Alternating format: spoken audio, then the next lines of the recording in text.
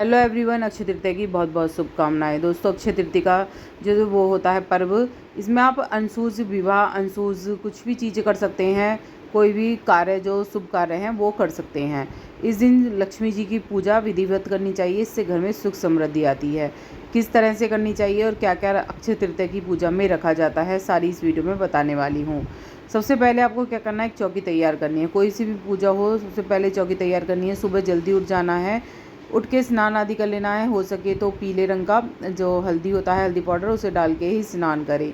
इस दिन पीली चीज़ों का बेशक बहुत ज़्यादा महत्व होता है। इस दिन क्या ख़रीदना चाहिए वो भी आपको बताऊंगी कि बहुत ही अच्छा जो होता है इस दिन ख़रीदना। वैसे तो सोना चांदी कहते हैं लोग बाग कि सोना चांदी ख़रीदना चाहिए, लेकिन इससे भी बढ़िया चीज़ होती है जो सस्ती भी आती है और ख़रीदनी चाहिए। सबसे पहले गणेश जी को आप स्थापित कर लें। तो गणेश जी को स्थापित करने के लिए मैंने यहाँ पर चावल की ढेरी लगाई है। विष्णु भगवान और माँ लक्ष्मी की एक साथ मैंने प्रतिमा लगाई है, क्योंकि कहते हैं पति के बगैर जो पत्नी की पूजा वो अधूरी होती है। माँ लक्ष्मी की पूजा यदि विष्णु भगवान के साथ करते हैं तो माँ लक्ष्मी बहुत ही जल्दी सुनती हैं। तो यहाँ पर मैंने चावल की ढेरी पे ही विष्णु भगवान और माता लक्ष्मी को करा है स्थापित। तो यहाँ पर मैंने चावल ले लिए हैं, चावल की ढेरी। या तो चावल की ढेरी लगा लीजिए आप डायरेक्ट, या फिर आप इस तरह से चावल रख लीजिए एक प्लेट में, उसके ऊपर कलश स्थापना करनी है। तो पीतल का कलश स्थापित करा जाता है। ये जो पूजा होती है इसमें अक्षय तृतीया की पूजा में आप बाज़ार से ला भी सकते हैं। यहाँ मैंने चने की दाल ले ली है थोड़ी सी,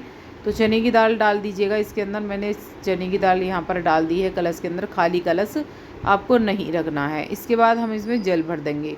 तो जल भरने के बाद आप या तो इस पर वो स्थापित कर सकते हैं खरबूजा। खरबूजा नहीं है तो कोई सा भी फल हो, मौसमी फल, वो आप स्थापित कर सकते हैं। तो यहाँ पर जो खरबूजा इस तरह से रखा जाता है। ये जो कलश है ये पीतल का भी ले सकते हैं आप, मट्टी का भी ले सकते हैं, क्योंकि ये हम जो कलश है ये किसी को हम देंगे, यानी कि इससे पानी फेर के हम किसी गरीब को या पंडित जी को ये जो कलश होता है, कलश और फल सहित हम किसी को देते हैं। तो इस तरह से मैंने पीतल का लिया है। आप कैसा भी ले सकते हैं, मैंने जैसे बताया मिट्टी का भी ले सकते हैं और वैसा भी ले सकते हैं। इसके ऊपर खरबूजा या कोई भी मौसमी फल रखा जाता है। तो सबसे पहले यहाँ मैंने गणेश जी की पूजा कर ली है। गणेश जी को तिलक अर्पित कर दिया है और जनेऊ अर्पित कर दिया है। इसके बाद दुर्वा गणेश जी को अर्पित कर दिए, फूल अर्पित कर दिए हैं। अब विष्णु भगवान की पूजा कर रही हूँ मैं, तो विष्णु भगवान को पीला फूल अर्पित कर दिया है। माता लक्ष्मी को आपको सफ़ेद फूल बिल्कुल भी नहीं अर्पित करना है, माता लक्ष्मी से रूठ जाती हैं। तो आप पीला ही फूल या फिर आप जो लाल फूल होता है माता लक्ष्मी को अर्पित करें। विष्णु भगवान को जनेऊ अर्पित कर दिया है मैंने, फूल अर्पित कर दिए हैं। माता लक्ष्मी को गुलाबी कलर के फूल अर्पित कर दिए हैं। तो इस तरह से मैंने सभी चीज़ें अर्पित कर दी हैं। इसके बाद भोग, सफ़ेद चीज़ों का भोग लगाने का विशेष महत्व होता है। तो आप सफ़ेद रंग की खीर भी बना सकते हैं इस दिन घर में। सफ़ेद रंग के आप कुछ भी रख सकते हैं, बर्फ़ी रख सकते हैं।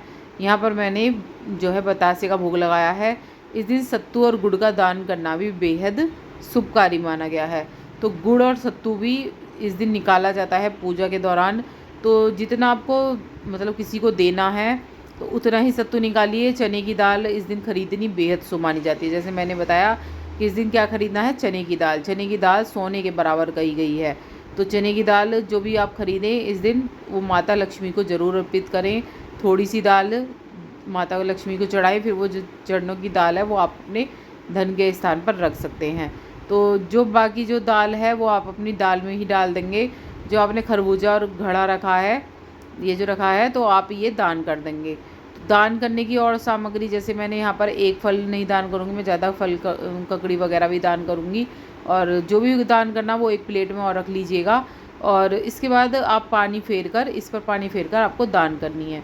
मान लीजिए आप बस निकालना ही चाह रहे हैं, दान नहीं करना चाह रहे हैं, तो आप पानी नहीं फेरेंगे, आप डायरेक्ट इसे दान कर देंगे। माता लक्ष्मी को श्रृंगार की सामग्री ज़रूर चढ़ाई जाती है। श्रृंगार के बगैर एक औरत का जो वो होता है वो अधूरा रहता है। तो श्रृंगार की कम से कम 5 सामग्री ज़रूर चढ़ाएं। माता लक्ष्मी जो होती हैं धन की देवी होती हैं, और शुक्र जो होता है इनका वो होता है। तो शुक्र मजबूत हो इसके लिए क्या करना चाहिए दोस्तों, अगर शुक्र मजबूत होगा तो घर में धन संपदा बढ़ती रहेगी। तो उसके लिए इत्र, ये जो इत्र आप देख रहे हैं या परफ्यूम हो आपके पास, माता लक्ष्मी को ज़रूर अर्पित करें, इससे शुक्र मजबूत होता है। हर शुक्रवार के दिन करने से और भी ज़्यादा आपको लाभ मिलेगा। और वैसे इस दिन ज़रूर करें जैसे मैं यहाँ पर कर रही हूँ। फिर इसके बाद दक्षिणा अर्पित कर दीजिए। दक्षिणा, ये जो आपने फल और जो घड़ा निकाला है, इसके साथ दक्षिणा किसी भी जो भी जिसको दे रहे हैं आप, उससे गरीब को, पंडित को या किसी को भी देना चाहते हैं तो उसमें दी जाती है। फिर इसके बाद दोनों की एक साथ आरती उतारें, भगवान विष्णु और माता लक्ष्मी की एक साथ आरती उतारनी है। उसके बाद ये पूजा संपन्न हो जाती है। इस दिन जो है जितना भी दान हो सके उस दिन करना चाहिए। काले वस्त्र, सफ़ेद वस्त्र नहीं पहनने हैं, पीले वस्त्र आप इस दिन ज़रूर पहने। मंदिर में भी आप दान कर सकते हैं चीज़ों का। इस दिन चने की दाल घर में लाना बेहद शुभ माना जाता है, तो चने की दाल ज़रूर खरीद कर लाएँ। ये सभी सामग्री आप खा सकते हैं अगर आपने जल से 7 बार, जो 3 बार या 7 बार निकालते हैं हम, नहीं निकाला है तो आप ये खा सकते हैं। और कुछ पूछ रहे हैं तो कमेंट बॉक्स में ज़रूर पूछिएगा।